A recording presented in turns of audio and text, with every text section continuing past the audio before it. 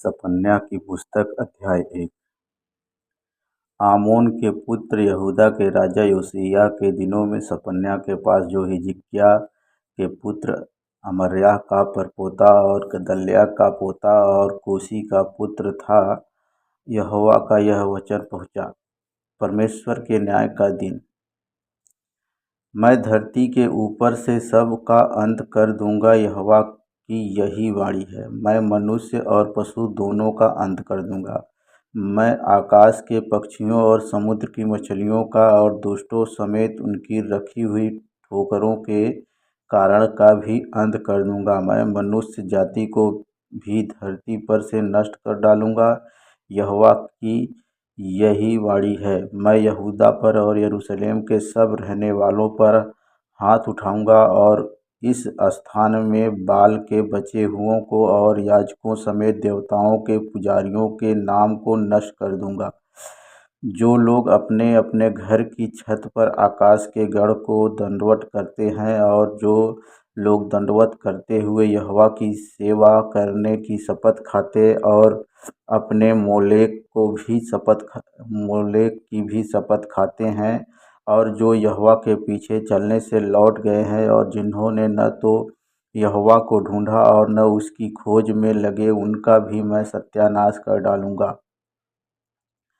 परमेश्वर यहोवा के सामने शांत रहो, क्योंकि यहोवा का दिन निकट है। यहोवा ने यज्ञ सिद्ध किया है और अपने पाहुनों को पवित्र किया है। यहोवा के यज्ञ के दिन मैं हाकिमों और राजकुमारों को और जितने प्रदेश के वस्त्र पहना करते हैं उनका भी दंड दूंगा। उस दिन मैं उन सबों को दंड दूंगा जो डेवढ़ी को लांघते और अपने स्वामी के घर को उपद्रव और छल से भर देते हैं। यहोवा की यह वाणी है। उस दिन मछली फाटक के पास चिल्लाहट का और नए टोले मिस्नाह में हाहाकार का और टोलों पर बड़े धमाके का शब्द होगा। हे मकदेश के रहने वालों, हाय हाय करो, क्योंकि सब व्यापारी मिट गए। जितने चांदी से लदे थे उन सब का नाश हो गया है। उस समय मैं दीपक लिए हुए यरूशलेम में ढूंढ ढांड करूंगा, और जो लोग दाखमधु के तलछट तक मैल के समान बैठे हुए मन में कहते हैं कि यहोवा न तो भला करेगा और न बुरा, उनको मैं दंड दूंगा। तब उनकी धन संपत्ति लूटी जाएगी और उनके घर उजाड़ होंगे। वे घर तो बनाएंगे परंतु उनमें रहने न पाएंगे, और वे दाख की बारियां लगाएंगे परंतु उनसे दाखमधु न पीने पाएंगे। यहोवा का भयानक दिन निकट है, वह बहुत वेग से समीप चला आता है। यहोवा के दिन का शब्द सुन पड़ता है, वहाँ वीर दुख के मारे चिल्लाता है। वह रोष का दिन होगा, वह संकट और सकेती का दिन, वह उजाड़ और विनाश का दिन, वह अंधेर और घोर अंधकार का दिन, वह बादल और काली घटा का दिन होगा। वह गढ़वाले नगरों और ऊंचे गुम्मटों के विरुद्ध नरसिंगा फूंकने और ललकारने का दिन होगा। मैं मनुष्यों को संकट में डालूंगा और वे अंधों के समान चलेंगे, क्योंकि उन्होंने यहोवा के विरुद्ध पाप किया है। उनका लहू धूलि के समान और उनका मांस विष्ठा के समान फेंक दिया जाएगा। यहोवा के रोष के दिन में न तो चांदी से उनका बचाव होगा और न सोने से, क्योंकि उसके जलन की आग से सारी पृथ्वी भस्म हो जाएगी। वह पृथ्वी के सारे रहने वालों को घबराकर उसका अंत कर डालेगा। पश्चाताप का आह्वान। दूसरा अध्याय।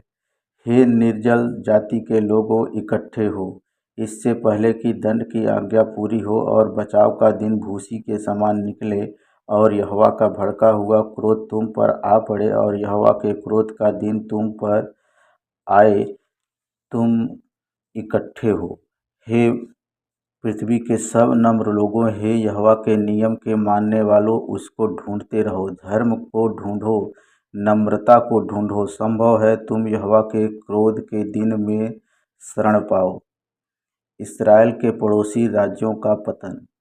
क्योंकि गाजा तो निर्जन और अस्कलोन उजाड़ हो जाएगा।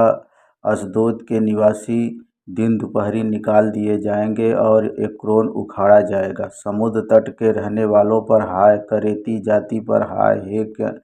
हे कनान, हे फलिश्तियों के देश, यहोवा का वचन तेरे विरुद्ध है, और मैं तुझको ऐसा नष्ट करूँगा कि तुझ में कोई न बचेगा। उसी समुद्र तट पर चरवाहों के घर होंगे और भेड़शालाओं समेत चराई ही चराई होगी, अर्थात वही समुद्र तट यहूदा के घराने के बचे हुओं को मिलेगा।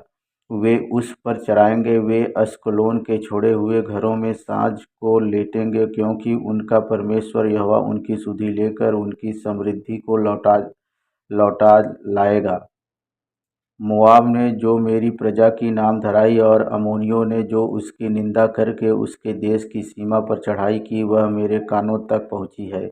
इस कारण इस्राएल के परमेश्वर सेनाओं के यहोवा की यह वाणी है, मेरे जीवन की शपथ, निश्चय मोआब सदोम के समान और अम्मोनी अमोरा के समान बिच्छू पेड़ों के स्थान और नमक की खानियाँ हो जाएंगे और सदैव उजड़े रहेंगे। मेरी प्रजा के बचे हुए उनको लूटेंगे और मेरी जाति के शेष लोग उनको अपने भाग में पाएंगे। यह उनके गर्व का बदला होगा, क्योंकि उन्होंने सेनाओं के यहोवा की प्रजा की नाम धराई की और उस पर बड़ाई मारी है।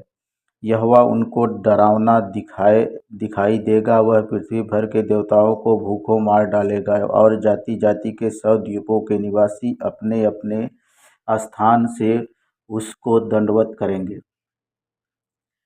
हे कुशियों, तुम भी मेरी तलवार से मारे जाओगे। वह अपना हाथ उत्तर दिशा की ओर बढ़ाकर अश्शूर का नाश करेगा और नीनवे को उजाड़ कर मरुस्थल के समान निर्जल कर देगा। उसके बीच में सब जाति के वन पशु झुंड के झुंड बैठेंगे। उनके खंभों की कंगनियों पर धनेश और शाही दोनों दोनों रात को बसेरा करेंगे और उसकी खिड़कियों में बोला करेंगे। उसकी डेवढ़ियाँ सूनी पड़ी रहेंगी और देवदार की लकड़ी उघाड़ी जाएगी। यह वही नगरी है जो मगन रहती है और निडर बैठी रहती थी और सोचती थी कि मैं ही हूँ और मुझे छोड़ कोई है ही नहीं। परंतु अब यह उजाड़ और वन पशुओं के बैठने का स्थान बन गया है, यहाँ तक कि जो कोई इसके पास होकर चले वह ताली बजाएगा और हाथ हिलाएगा। यरूशलेम का पाप और उसका छुटकारा। तीसरा अध्याय।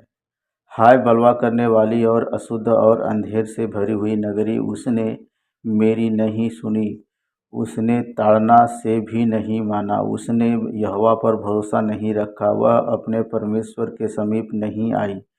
उसके हाकिम गरजने वाले सिंह ठहरे, उसके न्यायी साँझ को अहेर करने वाले हुँडार हैं, जो सवेरे के लिए कुछ नहीं छोड़ते। उसके भविष्यवक्ता व्यर्थ करने वाले और विश्वासघाती हैं। उसके याजकों ने पवित्र स्थान को अशुद्ध किया और व्यवस्था में खींच-खाच की है। यहोवा जो उसके बीच में है वह धर्मी है, वह कुटिलता न करेगा, वह अपना न्याय प्रतिभोर प्रकट करता है और चूकता नहीं।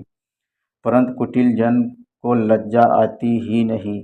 मैंने अन्य जातियों को यहाँ तक नष्ट किया कि उनके कोने वाले गुम्मट उजड़ गए। मैंने उनकी सड़कों को यहाँ तक सूनी किया कि कोई उन पर नहीं चलता। उनके नगर यहाँ तक नष्ट हुए कि उनमें कोई मनुष्य वरन कोई प्राणी नहीं रहा। मैंने कहा, अब तू मेरा भय मानेगी और मेरी ताड़ना अंगीकार करेगी, जिससे उसका निवास स्थान उस सब के अनुसार जो मैंने ठहराया था नष्ट न हो, परंतु वे सब प्रकार के बुरे बुरे काम यत्न से करने लगे।